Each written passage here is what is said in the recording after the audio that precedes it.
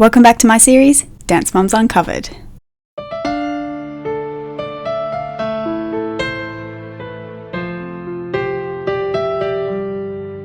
This week, I'm going to be answering quite possibly the most commonly requested video idea.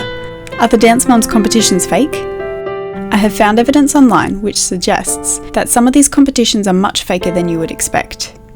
So let's just say that there's definitely more to the competitions than the producers care to show. Feel free to share your thoughts on the following evidence.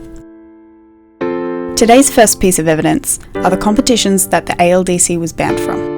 In Season 1 of Dance Mums, the ALDC was banned from 2 different competitions because the competition directors felt manipulated and misled by the producers.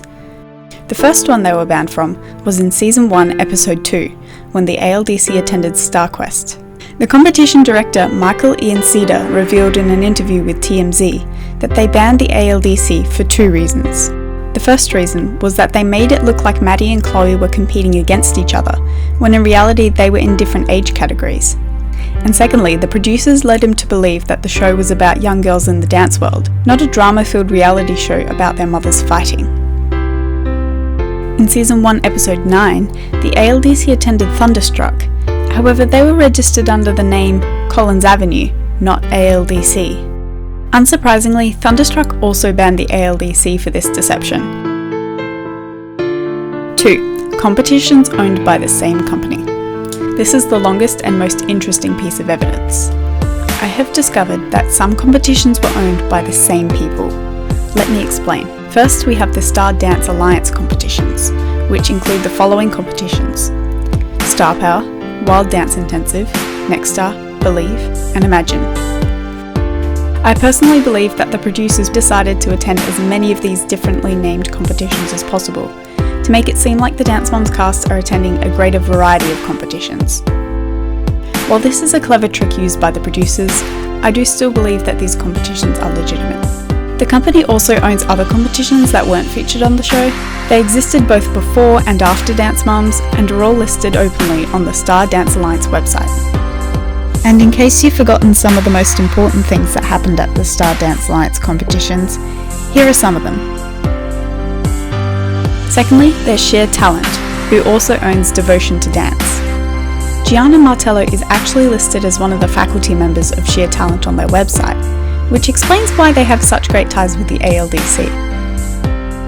The Sheer Talent and Devotion to Dance Instagram accounts are also filled with clips of the Dance Mums cast. So, although they did continue running after Season 7, it's clear that Sheer Talent somewhat favours them. Once again, I'll show you some significant things that happened at these competitions. Next, we have all the competitions owned by the founder of Intensity, Jacob Flynn. The competitions associated with Intensity include Powerhouse, Masters of Dance Arts, and Expression. Abby revealed in an AfterBuzz TV podcast that the producers used to have an agreement with these competitions to host individual events in whichever cities they were going to travel to. However, this stopped when the competition owner didn't want to do it anymore. New Jersey. Every dance competition is Intensity. No, not anymore. Oh, why not anymore? Because last season, it was always Intensity. I know, but the guy that owns Intensity, his wife had twins. Oh. So he's busy. Oh, I bet. So Taking care of he's twins. not just throwing extra competitions in whenever they need them in whatever city. Oh. And here's a reminder of the important things that happened at the Intensity competitions.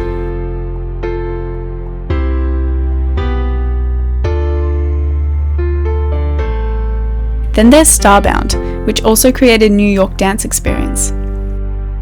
They are both run by Sandy Coit. However, it seems like New York Dance Experience in particular has been made up for the show. I say this for several reasons. Most of the judges have previously been on the show. Their Facebook page only lists Dance Mums filming invitationals, and the live critiques seem to be a convenient way to stir up drama for the show. Here are some of the things that happened at Starbound and New York Dance Experience.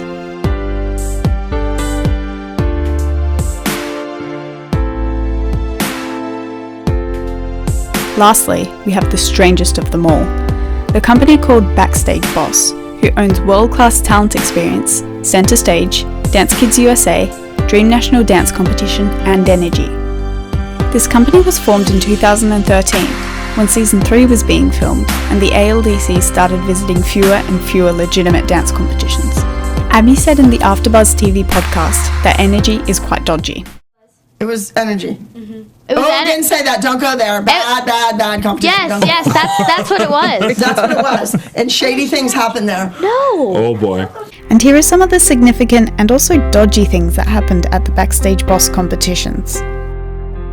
Now, I'm not saying that in all these instances the girls didn't deserve to win. However, the timing of these wins and the fact that they're always at Backstage Boss competitions is really weird. And that makes me really sad because I want to see the girls have their victorious moments. Number 3. How the invitational competitions worked. I discovered exactly how the invitational competitions that the ALDC attended were orchestrated. Let me note that these are just for the invitational events, and that some of the competitions in earlier seasons were in fact real. Firstly, the producers would pay someone to create a competition for that week. Brandon Pence's mum Diane took a picture of an email from Abby and uploaded it to Twitter. It states that Collins Avenue paid a man $10,000 to host a competition. The email was from the 9th of March, 2013, right before the ALDC attended the Masters of Dance Arts competition.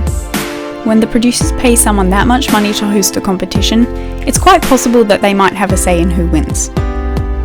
Furthermore, during these invitational competitions, only a few studios are invited to compete against the ALDC. Back in Season 6, Episode 6, someone who went to the competition claimed that the mini group dance and the junior elite team were the only 2 group entries in the competition. There were also rumours that sometimes the producers got audience members to sit on stage to make it look like more people competed against the ALDC. Overall, we can't really trust that the invitational competitions are real in any way. 4. Variety of competitions. I went through each season and listed the competitions that the ALDC competed at, and it became pretty clear that after Season 2, the variety of competitions dropped significantly. And this is what it looks like if you combine the competitions owned by the same company. As you can see, after Season 2, the ALDC attends the same competitions over and over. And these don't even take into account the competitions that I think were completely made up altogether, which are my next pieces of evidence. There are some competitions that seem to have been completely made up by the producers. They don't have a website or any recorded history before the show. These include Innovation, Fierce Dance Competition, and Fearless Dance Experience. If you eliminate these from the list of competitions the ALDC attended, you will see the true variety of competitions on Dance Moms. Once again, I'll show you some significant things that happened at these competitions.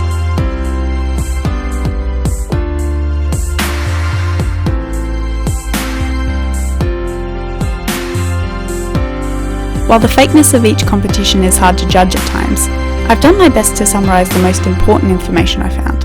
One thing I know for sure is that I'll be keeping an eye out for these dodgy competitions in Season 8. So what do you guys think? Is everything we thought we knew a lie? Let me know in the comments below. Thanks for watching, and I'll see you next time. Bye!